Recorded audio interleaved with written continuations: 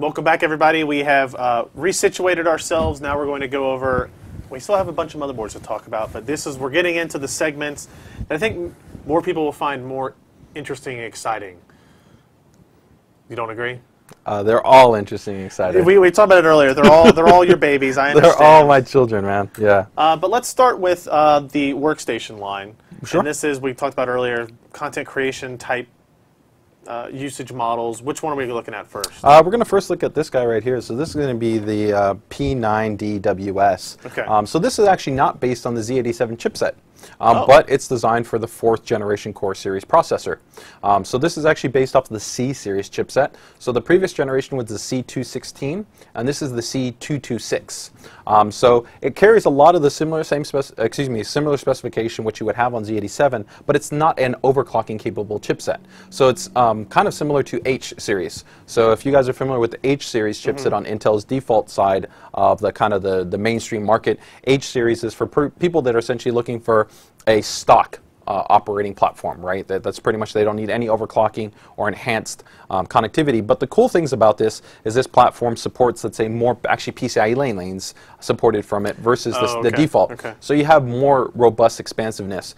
So this is, once again, like I said, a board where the target audience is somebody that's building a workstation centered around maybe, you know, content creation, workflow productivity, linear type of production, things along those lines, and they're going to need that type of support. So one of the inherent things that is going to be unique to WS is that all of our motherboards, mainstream, TUF, ROG, and WS all have great what's called option ROM support. But with WS, we really do an enhanced layer of option ROM support. Now, what is option ROM? Option ROM is essentially kind of like, if we use older terms, all our motherboards come with UEFI, but there's a term called BIOS that people use to define kind of like the operating firmware for a motherboard. And different types of add-in products have their own dedicated option ROMs or firmware. So things like, let's say, like a complex quad gigabit network card, or an Arica or an LSI SAS or multi-port RAID card. Or say capture cards. Or exactly, capture cards or PCIe-based SSD solutions. Right. A lot of these devices are very complex to initialize, and especially if you do multiple populations of similar these types of devices, certain boards can have problems initializing them. So the WS team works very, very extensively to take these very large and complex devices that are also very expensive, because the thing is, at the end of the day, if you buy like a $400 capture card, right, or you buy a high-end $800 RAID card, you don't want to put it in the board and have the board spit out an error where it doesn't work. Correct. So, you know, we work with a lot of the partners, and that's also part of the reason why WS, if you take a look at like even the validation for the UEFI, they roll out at a little bit lower pace than the other guys, because we take even at a longer process to validate and ensure interoperability. You have official Xeon support, official ECC memory support, but you still keep a lot of the things that we talked about in terms of classic hallmarks on the board, like the USB 3 boost technology, the Fan Expert 2. It being a WS series product, it has dual NICs. These are actually Intel's latest generation I-series network controllers. So the majority of the mainstream boards that we talked about all also had I-series networks controllers. Those are lower in terms of their power consumption, higher performance, more management options. The server series are even better in terms of the power to performance ratio, and have really, really robust options for people that are running like virtual machines or special types of virtual managed environments. So you got a lot of really cool functionality here. So it's a great board at the end of the day for somebody that's looking to build an actual workstation. Okay. Next up here is we have kind of a great hybrid-based solution, is that we have the performance-oriented WS solution, and this is it's heavier already. Yeah, well, this is a beast of the beast board right here. Actually, it's got a lot in similar, to be honest, with the Maximus VI Extreme board. If you first just look off the VRM section alone, it has this massive high-performance sintered heat pipe kind of monolithic design in terms of the VRM heatsink, and the inductors you can see actually are these really nice-looking fat beefy inductors. They're actually called Blackwing chokes. Okay. They're each rated for 60 amps apiece. They all, I don't know if I can show that, they all have a little the ASUS logo in the gold. You won't be able to get close enough to see it, but in that little gold spot, it also says ASUS. It does say nice ASUS. Little touch there. Even the little, actually, the pin thermal design, the wing design on it is actually designed to have increased thermal efficiency. They actually act as dissipation points for them. So this is a really beefy board right out in that regard, and that's because the Z87 chipset fully supports overclocking capabilities. Right. So this board is very interesting because you can have it serve a high-end gaming-oriented focus, because with the inclusion of the PLX that it has there, a Gen 3 PLX, you have the ability to fully support 3-way and SLI configurations, as well as have very healthy overclocking capability on this motherboard. SLI. Yes, 3 and 4. Yeah. So you have support for that. You also have supplemental storage expansion. You can see there in the bottom part of the board by the PCH. It has integrated mSATA support. So it's got mSATA 6G support, and that ties in with one of the lanes from the PCH. But you also have a huge amount of onboard storage connectivity, right? 10 SATA 6G ports, 6 from the PCH, and then 4. Those 4, though, are special because they're using an advanced SSD 2 caching controller that we have. The cool thing about this controller is it supports aggregated SSD caching. So if you guys are familiar with normal SSD caching, you can take one drive, combine it with a mechanical hard drive, and you can improve the read performance, right? With this type of implementation, we can actually stack up to 3 SSDs with one single mechanical volume to continue to improve the performance. This is actually advantageous that if you're using like a 2 or 3 or 4 terabyte drive for storage of, let's say, very large work files. So if you're doing like 2K, 3K resolutions, or 4K resolutions, high-grade uncompressed digital photography, you need the space of a mechanical volume, but you also want to be able to enhance the performance as much as possible through using SSDs as a caching mechanism. And the great thing is there's no capacity limit, and like I said, you can keep aggregating performance by stacking multiple of those SSDs on there. Even if you use it as just a standard supplemental controller, it's also linked in by a BY2 a PCI Express connection versus a BY1 PCI Express connection, so it has direct more bandwidth. So that's a big improvement. Also, of course, this board, just like the P9D, has the dual NICs as well. So when you talk about it, I mean, this board's very, very beefy. It has a lot of the same advanced features that we talked essentially about on the mainstream series, minus the Wi-Fi inclusion, but a huge amount of additional flexibility in the fact that it's got the support for the workstation-oriented functions and a lot of that supplemental expansion. Lastly, there's a feature you can't really easily see, but it's called Dr. Power. One of the things that we notice within the WS environment is that you got a lot of people that load up these boards heavily. They have a lot of items in there, and sometimes it's hard to know whether the power supply that you have in there is meeting a certain requirement in terms of how much power is being pulled in through. So we can monitor the actual power consumption, and on a hardware level we can give you a little alert that we received in the operating system that can let you know, hey, you are near or close to the power maximum power capacity. And once you actually reach that point, it can let you know, hey, you may want to consider either closing an application or shutting down your system to potentially save from that system abruptly shutting off. So you can imagine, like in a render, if you're rendering, you know, you could either lose the file or you could abruptly stop your mechanical hard drive. It's in a read or write operation, and that can actually cause failure to those type of products. It's never healthy to have an abrupt shut off. So this is an additional layer of, like I said, trying to align a feature set that complements the actual usage model, right? I noticed there's a lot. I mean, you've got the 2 8-pin ATX and a 6-pin power connector as well. That's just for... It's really only there for supplemental power. In no standard configuration would you actually need to use them. So if we're talking about normal, everyday users, even heavily overclocked, even under 3-way or 4-way configurations, you wouldn't need to use those power. We do have the WS series, though, that actually, even though we have ROG, gets used by some of the actual extreme overclocking community. And those supplemental power are only there for in situations when you use extreme cooling. The power efficiency of the board changes when you get it really cold, so sometimes you need to be able to add additional power to the board, so that's what it's there for, purely supplemental. So that rounds out the WS series. Alrighty.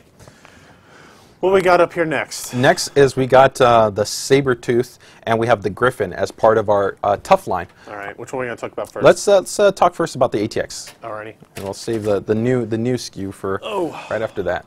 It's beefy. It is. It is beefy board, man. It's a unique look. Yeah. So here we have the Ultimate Force, and as part of the Ultimate Force, if you want to maybe get in on the little logo, if we give you guys a little bit of history here, not a lot of people realize that the actual, or if you can see here what I have on the monitor, the logo that we have, that actually represents potentially the entire product stack of what we would focus on for the Ultimate Force, or the TUF line. So you have the wings, you have a shield, and then the fangs. So each one of these is actually supposed to represent one of the potential models in the lineup. So there was originally the Sabertooth that would be the fangs, then the Gryphon, which is a brand new Micro-ATX SKU, is the wings, and then you have a shield, or the Aegeus. So who knows, maybe we'll even see later another model. But that gives you a little bit of context to what the emblem is supposed to represent. So Sabertooth, of course, has now been around for multiple generations, and the focus, like we talked about, is really for stock users that are looking for high reliability, quality in the product, advanced feature set with really a focus on cooling and monitoring. So for this generation, we continue to incorporate the thermal armor design, but we've added some new design elements into it. One of them is going to be that if we take a look at the VRM section, you can see that we have these flow valves that are now built into the VRM section. So the cool thing about the flow valves is they allow you to make adjustments to how you either control intake or exhaust airflow for either your VRM or your CPU section. So those are these little guys right here. You can now essentially either open and close those, and that can control the airflow process. So maybe you want when you move that switch, what is it? What are you actually turning? It actually is closing it. It's actually a shunt, so it will lock off that. So depending on the way you have your airflow, maybe you have top intakes, maybe the assist fan that you've incorporated in here. If we turn a side profile to this, you'll see that there's a fan installed in the VRM section because we have two fans. One is a VRM assist or CPU zone fan, and then we have another fan that's the GPU zone fan. And those are fully controllable in the UEFI, and they allow for advanced monitoring. So that's a new addition that we have in terms of these flow valves to be able to control that. We still also maintain the convection holes in the PCB. So you won't be able to fully see all of them, but there's a couple there. But there's actually multiple convection holes that exist on the PCB board that you don't screw anything into. They're holes to allow air to flow. There's one right. Let's see if I can set it right there. Yeah, so that's for the heat sink there. Then that would be one of the convection holes. Exactly. So air passes through, and it actually cools the direct PCB board layer itself. Now that's another thing that's entirely new for this generation is what's called the fortifier.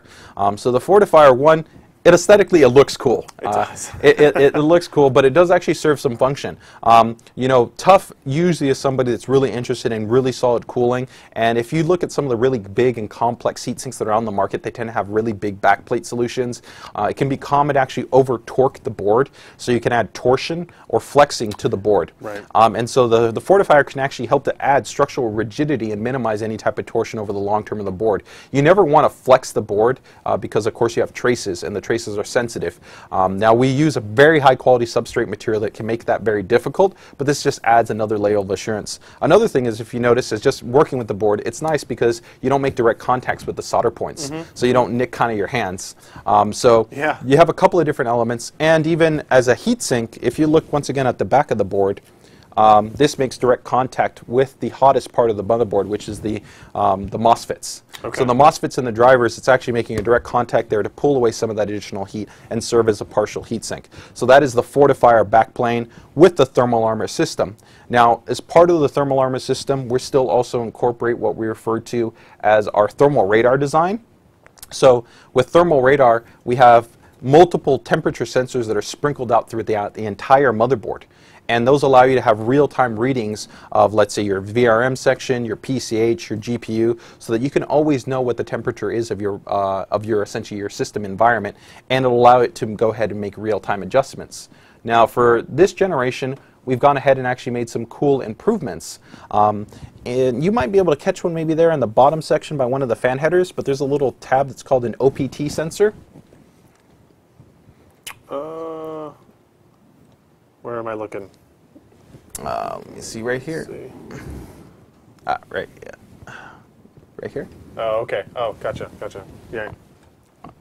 And so the OPT sensor, there will be three included optional temp sensors that plug to those three corresponding headers. Okay. So the cool thing about that is that now you can map any one of those headers to different places. So if you want to put one on the back of your GPU, one on your hard drive, and one inside like the chassis, you can have, in addition to the 10 hardware sensors that are on the motherboard, 3 additional points to measure and monitor temperatures. So it's a really advanced layer of thermal, essentially monitoring that you have available to you on the Sabertooth series of product. Now, touching in with that, of course, is still going to be the TUF rated components, right? We have our TUF inductors, our TUF capacitors, our TUF MOSFETs. This generation, the capacitors have been updated from even the 5K rated caps that we use to the new Nichicon GT black capacitors that we used to use on the ROG series. Okay. these are 10K rated capacitors. So they have an exceedingly high, not only operating life cycle, but they also allow for significantly lower operating and specifically higher operating temperatures. So you're getting a huge amount there. And of course, in terms of the connectivity, I mean, you showed off the I/O there. There's a ton going on there. I mean, you still got the 8 ports. You got a ton of USB 3. You got SATA 6G, eSATA built on board, plus all the advanced monitoring. You know, here up on the slide, though, I did bring up a quick picture if you guys wanted to see the convection holes. So this is what we were talking about, that they're built in on the motherboard that allows the airflow to kind of come through. And that helps to go ahead and improve the overall thermal operating performance. Now, this is a cool one that you got to see at the workshop that, you know, thanks to me, we forgot to actually include them inside the box to show you guys. But a really cool item is that we've added for this generation a full, complete set of what we refer to as our dust defenders. So you can see we have covers for every single one of the slots. Right. So you can cover all the PCIe slots, the DRAM, your SATA ports, all the back I/O ports. Everything is entirely covered. So the great thing about that is that if you have your system, especially in a area where there's a lot of particle buildup, so dust, debris, dander. Maybe you have a cat. Yeah. Anything like that, you know, those things, you don't want those sitting inside those slots. They can actually damage the slots. You can get shorting, or you can get initialization issues where sometimes the device won't initialize because particles are built up within there. So the thermal armor system will now come included with all these dust defenders that you can plug into every single one of these headers on the board. Plus, it also gives it a really cool kind of blacked out effect where the board just looks really cool when it's got all of them covered. So, nice. you know, not only is there an actual practical benefit, but there's an aesthetic benefit. All right. The last part that I wanted to touch on here is, of course, we can see the thermal radar assessment. This is new for this generation, where we actually can also benchmark your thermal performance based on our new system utility, which is part of AI Suite 3. So we can essentially have the system load up, monitor the response of the cooling in relation to the load and the temperature, and tell you how good your cooling is in those corresponding sections. So this really allows you to kind of a great way to manage and see, you know, is the CPU cooling that I have in relation to my whole system solid, or is it kind of getting hotter than what we would recommend, you know, and it tries to also manage that with our Fan Expert 2 technology to try to give the optimal balance of cooling performance in relation to acoustics. Okay. Now, of course, all the components that we have integrated in there also help to round out the fact that the board comes with a 5-year warranty. Now, we've got one other SKU that we're going to show you here, which is a new item, and that's going to be a brand new SKU, which is going to be the Gryphon. So the Gryphon is really awesome because you pretty much get everything that the Sabertooth was bringing you, but in Micro-ITX. Everything from the thermal armor to the fortifier to the TUF rated components, those Nichicon GT caps, the thermal radar system with all those advanced hardware monitors, the optional temp sensors, the dust defenders, you know, even things that we talked about on the mainstream series like the USB 3 boost technology or USB charger, USB BIOS flashback. All of that stuff is consistently present here. There is real trade-off in the fact that you're just getting a small form factor version of the Sabertooth board in this new Gryphon SKU. The only differential is to be able to hit a little bit more aggressive price point so that you guys have tough quality available to you at a lower price band, is that the thermal armor system will not come included by default. It will be as an option. So we'll have an actual kit that'll be available called the Armor Kit, and you can purchase that from, you know, your e-tailer or brick and mortar retailer, and then you can go ahead and put that onto the board. So the Armor Kit will include the thermal armor, the fortifier, the dust defenders, and the optional temp sensors. So all that will be included inside the box. By default, of course, you'll get the motherboard, the I/O shield, you know, and all the standard stuff you would normally get with the motherboard. Gotcha. So cool. That rounds out, you know, what we have with the Sabertooth and with the Gryphon. So two really awesome SKUs that we have. And here's the little armor kit. It kind of shows you the way, you know, you would mount it on there. And we have all, of course, all the additional items that come in there. Even the assist fans as well would also come included with that board. So you get pretty much everything you would want there. All right. So next up, let's take a look at the smaller form factor. We had even smaller than Micro. That's right, even smaller than Micro. We had some people in the chat room when we ended the first segment of our mainstream products asking about these particular boards. We've got a couple of them here. So this one is going to be really more focused at people that are interested in just a quality, you know, small, ultra small form factor box, right? So the nice thing about this is going to be for people that are interested in building something, you know, like in the new like Landley chassis. Actually, we had one here, but we forgot to break it out. We can do that in the next segment. Yeah, we can give you guys some perspective here. This is going to be an H-series based chipset board, so it's no overclocking. So this is just if you're interested in Mini-ITX, but you still want ASUS quality, you still want a lot of the UEFI options. You know, you still got SATA 6G, you still have a by 16 expansion slot, USB 3 connectivity, but you're not going to get the more advanced capabilities of what we have on the DAS-I based solution. But it's still a really nice option for somebody that's looking for a small form factor box, doesn't want to worry about overclocking. Maybe it could be a small file server, a media streamer, even a gaming box, right? You just don't want overclocking on it. That's really going to be the main limitation, minus of course more expansion, which is going to be available on the Dash-I SKU, as well as overclocking capabilities, which is also going to be part of the Z87 chipset. So let's take a look at what I'm sure a lot of people are really interested in. I call it the golden beast, the mini board here. So you guys might be familiar with the you know, the P8, excuse me, Z77 Dash-I Deluxe. That was our previous generation board, and progressively over the last couple of generations of chipsets, we've just kept outdoing ourselves in terms of trying to take absolute everything that we could possibly do and putting it into an ultra small form factor board. And this is kind of like a crescendo for us, is that we feel that we've you know, given you just about possibly everything you could want. I mean, if you consider that this board has 811 AC built on board, Bluetooth built on board, the full high performance discrete daughter board for advanced power delivery built on board, even fan headers. The previous generation only had 2 fan headers. This board steps up to 4 4-pin fan headers. And they're all fully controllable. With 3-pin and 4-pin support, they fully support our advanced Fan Expert 2 technology. You even have 6 SATA 6G ports on the board, built on. I mean, it's dense. I mean, there's no two which ways to cut about it. I mean, is you really have absolutely, literally every single point of connectivity, whether it's going to be USB 3, whether it's going to be advanced Wi-Fi, whether it's going to be fan headers, SATA expansion, and the board clocks like a demon. You know, 4.8 gigahertz, just like any one of the other SKUs, 2400, 2600, 2800 on the memory.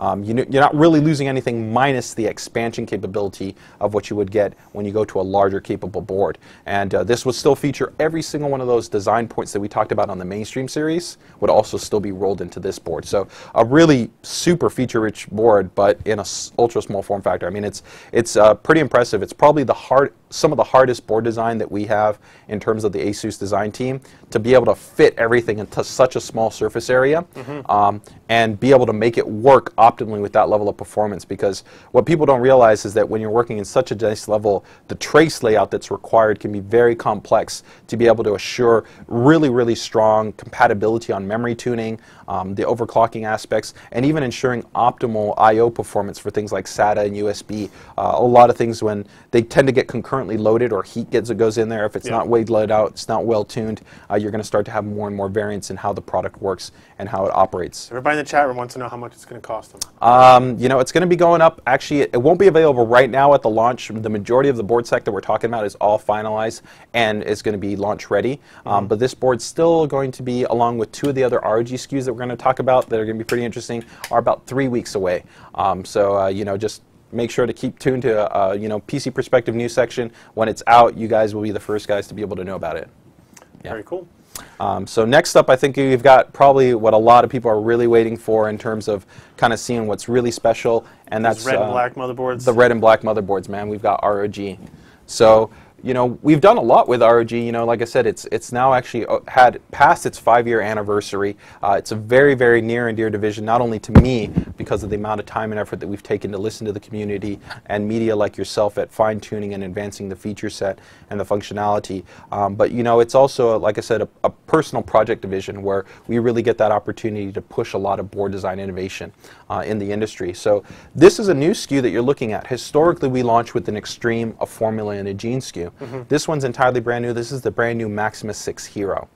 So the Hero SKU was designed from the concept to be able to be a gateway for ROG. You know, ROG has historically been a little bit priced higher than our standard board division products. But with Hero, we're really trying to target a much more aggressive price band, which sits underneath the Formula board at or around the Gene-based pricing. So in the past, we tried to position Gene as the entry-level solution while being still the best Micro-ATX board on the product on the market. But some people sometimes would not think Micro-ATX for a default system build, right? If I wasn't building a small form factor, they would think, oh, you know, let me buy a Z87 Pro board, or let me buy a Sabertooth board. But this way, we really had to look at saying what makes an ROG board an ROG board, and keep those items, right, but while still bringing down the cost.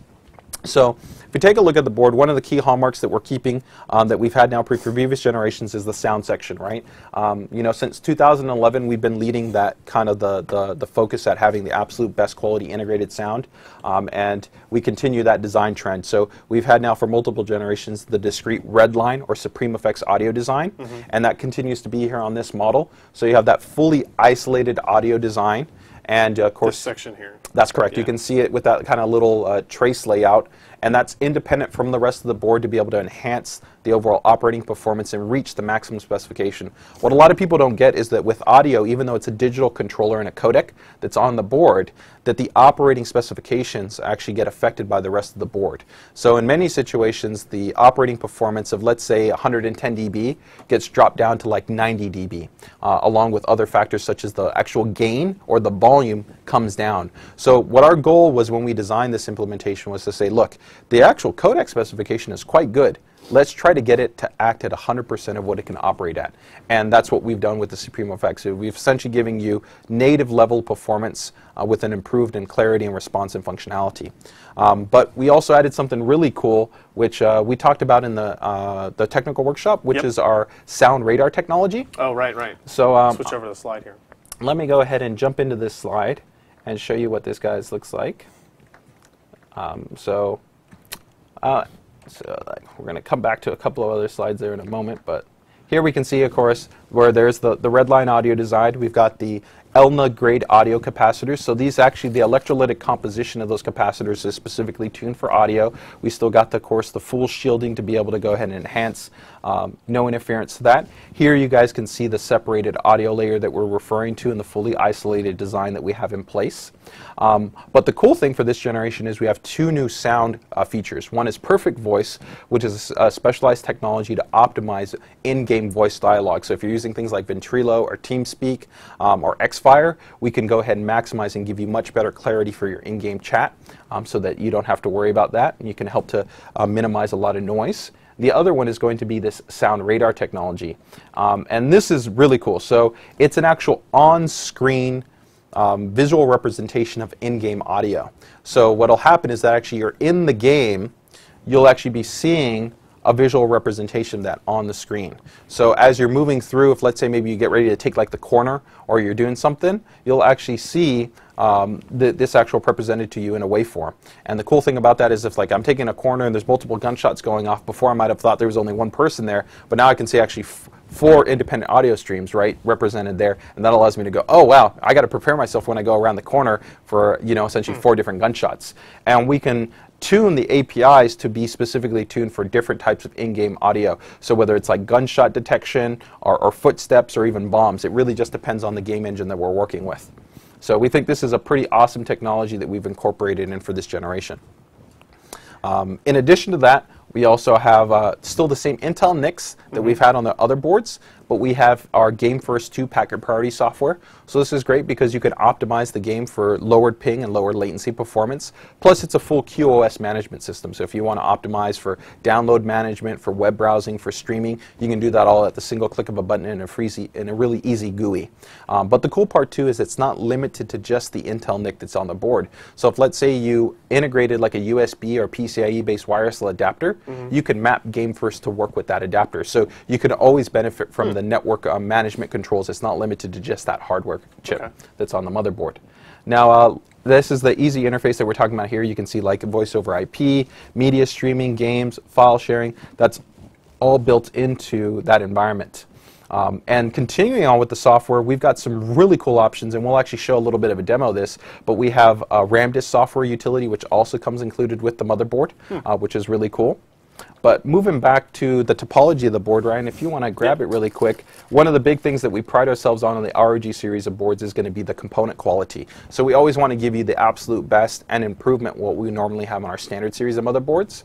So you have those really big, awesome Blackwing inductors. These are the same. Under there a little bit. Yeah, they're the same inductors that we're using on the Extreme board or the WS board that you saw. So the Extreme record-setting board, over 7 gigahertz and over 4200 memory that we've done. So you have the same essentially power design on the Hero that you have even on the Extreme board. You have the 10K rated capacitors, and you have these really advanced NextFET MOSFETs that are on the board. So, you know, like I said, at the end of the day, overclocking is not going to be diminished on this board or even our more entry-level boards, but we're still helping to give you that as you buy up into the higher class of boards, you're getting an improvement in terms of what you're getting. So that rounds out a lot what we have at the Hero, but we think it's an awesome SKU when you consider all the things that we've integrated in there. And that one also, on the software side, does come with a full 1-year licensed version of Kaspersky Antivirus and Damon Tools Pro. Those are full version software. They're not trial-based applications. Okay. So let's take a look at the Gene. All right. So with the Gene here, we've got pretty much what we feel is the absolute best micro ATX board on the market. I mean, when you want no compromise, but in a micro ATX board, the Gene really kind of fits the build, right? It's still got that awesome ROG aesthetic. It's red and black, but you get the same power topology, same thing. 8 digital power phase with those Blackwing chokes, the 10K caps, the NetSpec power block, but you get some nice improvements too. In that little section right there, I think you might, oh, here, we actually have it here. We got a little M combo module. So this is a little module that we had in the previous generation. So on one side, it gives you support for Mini PCI Express wireless. So you can put whatever wireless solution you want in there. But you also have support for a new standard. A lot of people are familiar with maybe mSATA, but maybe not everybody is familiar with M.2 or NGFF. Right. So M.2 is the newest ultra small form flash storage specification that's going to be coming to market, starting actually this month and kind of going forward from different memory companies and storage-based providers. And so the ROG series motherboards have now this support built on board. So that's a little example of an M.2 module, but you can throw it in there. And then if you wanted to run your entire OS, you could do that. If you want to use it as a casting solution, you could do that. It's really up to you, but we've given you the flexibility of integrating both wireless support and storage support, and they can both rerun concurrently. So it's not one or the other, they can both be used at the same time. From there, you continue to have the same discrete audio-based design implementation, that Redline Supreme Effects audio implementation. This one also features a specialized operational amplifier there to improve the gain performance to even a higher degree, so that you have even better driving strength, really good tonality. You get a couple of supplemental upgrades in terms of things like the debug code and the fan connectivity. All that stuff is still the same. We have no real changes there. Same software with the perfect voice, the sonic radar. We even still maintain things like previous generations, like the ROG Connect technology. Just the cable won't be included by default. But when you take a look at everything you have there, I mean, 8 SATA 6G ports. You still got Crossfire and SLI support, and that great component quality, that great design specification. Really robust and awesome little board there in terms of what we're bringing to the market for the micro ATX SKU category. Very cool. Next up is we got the big guy. Yes. So this is, when it comes out to really pushing it, this is, what we're looking at here, and that's going to be the Maximus VI Extreme. So this is an outright just beast of a board, really. When you talk about you've stepped up to a really huge, beefy, fat VRM heatsink design, got that sintered heat pipe in there to keep things really nice and cool. It has full 3-way and 4-way support in terms of that. But an important point to make even when we're talking about that is that just because a board has been designed with 3-way and 4-way support doesn't mean that all those design implementations are the same. So I'm going to bring up something here to kind of show you guys what I mean by this. When you lay out the board design, there's different ways that you can map the PCI lanes. And ideally, you always want to be able to map the PCI lanes first and foremost from the CPU. The CPU's PCI lanes are going to provide to you the lowest latency and the highest level of performance, actually when it comes to throughput. So what you can see here is our first slot is always mapped under any configuration, always directly to the CPU, even in 3-way and 4-way configurations. That's very important because the first card is always what carries the highest level of dependency in a multi-GPU configuration. Right. And this is actually always dependent on the motherboard designer in terms of how they want to plex through their switching policies. And some vendors don't do this. They'll implement it in different ways, and this can actually introduce artificial latency and reduce performance. You can also then see even under a 2-way configuration, we maintain optimal performance by forcing an 8-in-8 native situation.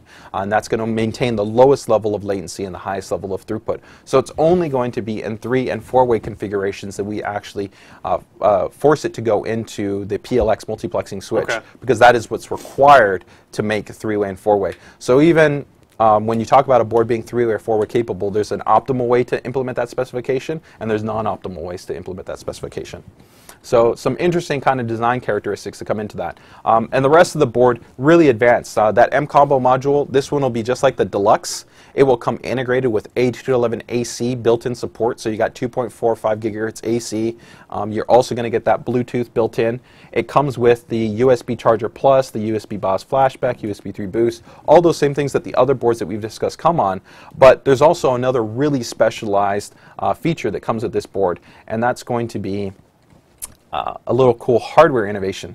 So if we take a look at this little side here, we can see that throughout the years we've done a lot of different advanced hardware designs, and you've seen quite a bit. Actually your fair share of them as we've developed over the years. And interesting enough, we see some vendors doing a lot of these kind of onboard buttons. And if you look back all the way in 2008, we led that kind of design initiative with the original Rampage Extreme and even the Rampage 2 Extreme. They had onboard tweak it controls, so you could do on-fly adjustment to the multiplier and voltages.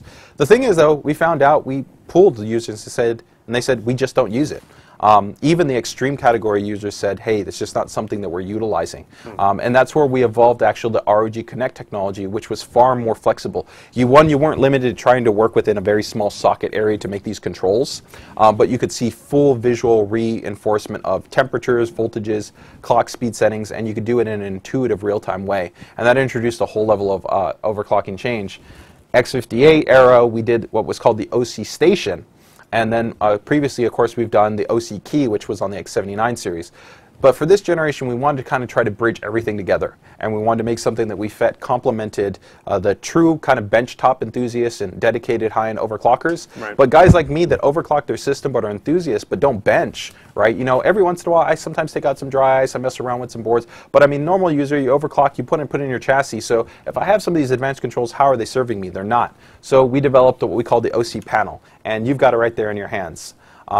So the cool thing about this OC panel is that it really meets both levels of usage. You have it in what we refer to as the kind of the extreme mode, the handheld configuration mode.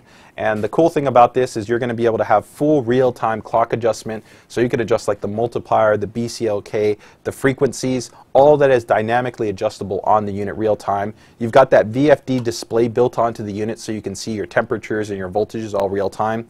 And if you notice, the size of the Extreme board, it's smaller than the previous generation. It's the normal ATX spec. And that's because we took our previous generation VGA hot wire and Sub-Zero Sense technology and we built them on there. So on the side of the OC panel, you'll see that there's the Sub-Zero Sense technology. And those are, there you go, those are the K probes right there, so that's for your advanced temperature monitoring. And then you took off the little slider panel, which gives you kind of the extreme OC section stuff. And so you have full advanced controls for things like our VGA hot wire, so you can map it directly to a graphics card and overvolt. You got fan headers, you have digital controller support. We even, for the really hardcore guys, if you get close there, this little section right here, there's actually additional removable resistors and items there that you can go ahead and solder to other items if you don't have those. So that's really out for the tweakers and tuners that are out there. You have a slow mode switch and you have a pause mode switch. Some pretty crazy stuff, like I said, really for the tweakers.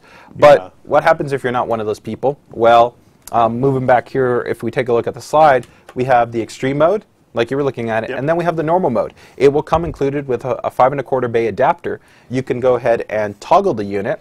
So if you want to show them how it toggles. Yeah, so if we look here, the display flips up.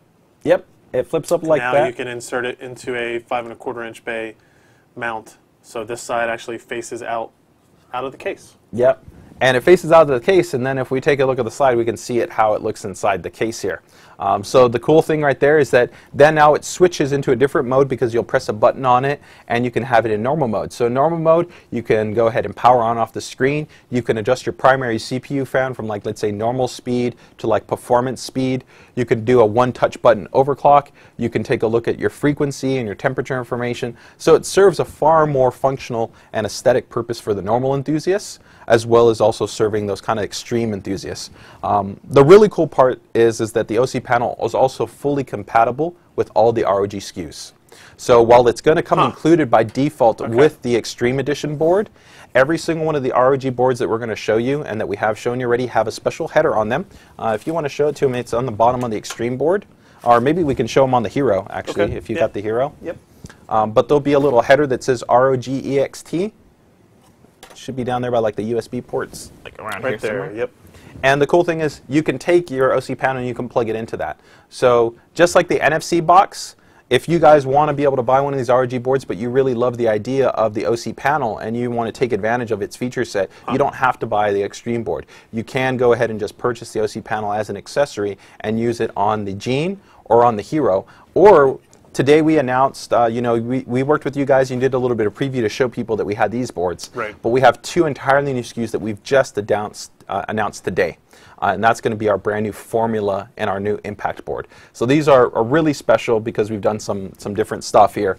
So I'm going to go ahead and switch quickly over and show you something. But before I jump over to that, sure. we're going to talk about, of course, the UEFI a little bit later. But one of the very special UEFI options that we have built in for ROG motherboards is built-in ROG SSD Secure Erase.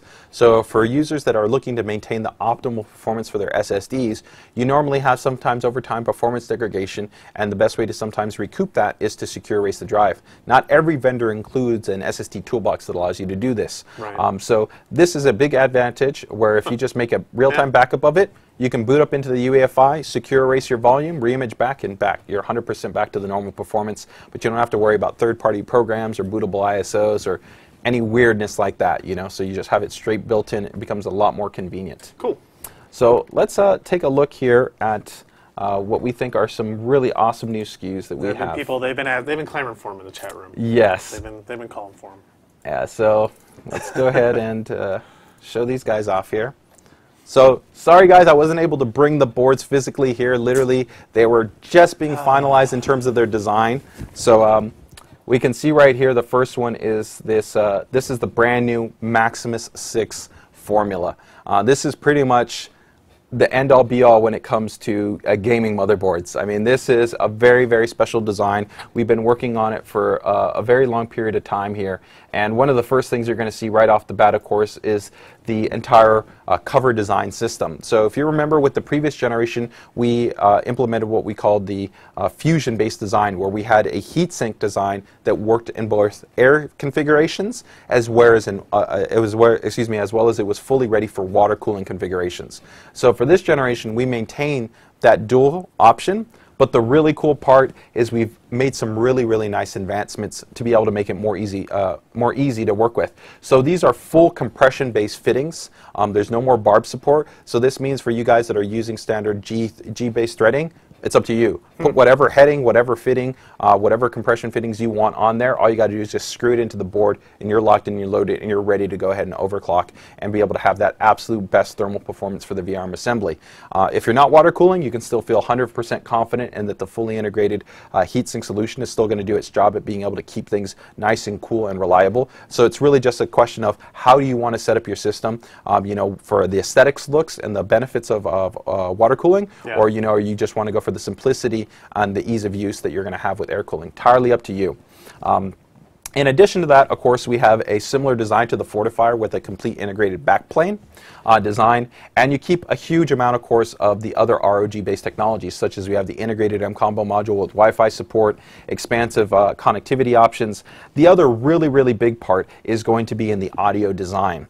So you guys are going to make sure and stay locked here to PC Perspective. There's going to be more details that we're going to fully flesh out about the entire Supreme Effects design. But for this generation, we've gone to the outer limits. We've pretty much taken the absolute best class design audio and brought it on board. There's an actual USB DAC built onto the motherboard. Wow. We have special ultra-high film grade based audio capacitors. These are the same type of audio capacitors that we put on our Essence series type of sound cards. So we're talking a very, very high quality level. I mean, if the Supreme Effects audio was already outstanding, this just takes it to that whole nother layer in terms of really giving you absolute, really high-end audio quality experience built onto the motherboard.